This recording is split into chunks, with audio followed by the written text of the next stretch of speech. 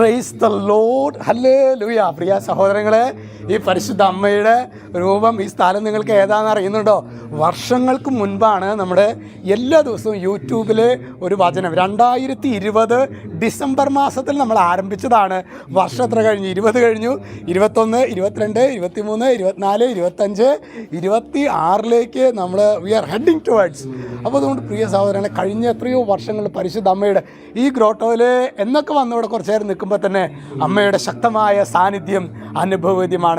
ഇന്ന് ഇവിടെ സായാഹ്നത്തിൽ ഒരു ശുശ്രൂഷയ്ക്കായിട്ട്, ഇന്നലെ ശനിയാഴ്ച ഒരു ശുശ്രൂഷയ്ക്കായിട്ട് ഇവിടെ താമസിച്ച് ധ്യാനം നടക്കുകയാണ്. അപ്പോൾ അതിൻ്റെ ഭാഗമായിട്ടാണ് അച്ഛൻ ഇന്നലെ ഇവിടെ വന്നപ്പോൾ ഒരു വീഡിയോ എടുത്തുനിന്ന് ഞായറാഴ്ചയിലെ വീഡിയോ അമ്മയുടെ സന്നിധിയിൽ ഇവിടെ എവിടെ നിന്നാണ് ആരംഭിച്ചത് അവിടെ നിന്ന് തന്നെ എടുക്കാമെന്ന് വിചാരിക്കുകയായിരുന്നു. Praise the Lord. ഇന്ന് നമ്മൾ ധ്യാനിക്കുന്നത് സങ്കീർത്തന പുസ്തകം 145:18. അവിടെ വചനം പറയാണ്, തന്നെ വിളിച്ചപേക്ഷിക്കുന്നവർക്ക്.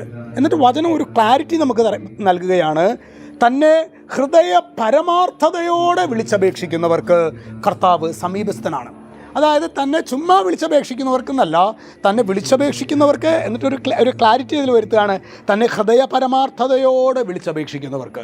പ്രിയ സഹോദരങ്ങളെ, നമ്മളൊരു ബലി അർപ്പിക്കുമ്പോൾ, നമ്മളൊരു കുടുംബ പ്രാർത്ഥന ചെല്ലുമ്പോൾ, നമ്മൾ വ്യക്തിപരമായിട്ട് വചനം വായിക്കുമ്പോൾ ഏത് രീതിയിലാണ് നാം വചനം വായിക്കുന്നത്, ഏത് രീതിയിലാണ് ബലി അർപ്പിക്കുന്നത്? ഇന്നത്തെ തന്നെ ഞായറാഴ്ച കുർബാന എന്ന് ചിന്തിച്ച് നോക്കിയ സഹോദരങ്ങളെ, 5 മിനിറ്റ് വികാരിച്ചൻ പ്രസംഗം പറയാൻ സമയം കൂടുതലെടുത്തു എന്ന് പറഞ്ഞിട്ട് ബഹളം ഉണ്ടാക്കുന്ന അല്ലെങ്കിൽ ഒരു അസ്വസ്ഥമാകുന്ന ഒരു അവസ്ഥയാണെങ്കിൽ പ്രിയ സഹോദരങ്ങളെ, നമുക്ക് ഒരുപാട് ഇനിയും ക്രിസ്തുവിലേക്ക് നമുക്ക് വളരാനുണ്ട്.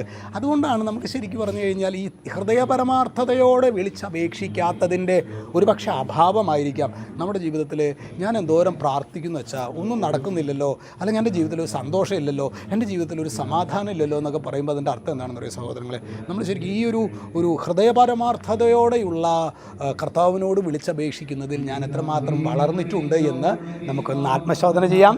ഈശോ നമ്മെല്ലാവരെയും സമൃദ്ധമായിട്ട് അനുഗ്രഹിക്കട്ടെ. രക്ഷിതാവായ യേശുക്രിസ്തുവിൻ്റെ നാമത്തിൽ, വചനത്തിൻ്റെ അധികാരത്തിൽ, വിശുദ്ധ കുരിശിൻ്റെ അടയാളത്തിൽ മുദ്ര ചെയ്യുന്നു, ഇപ്പോഴും എപ്പോഴും എന്നേക്കും. ആമേൻ.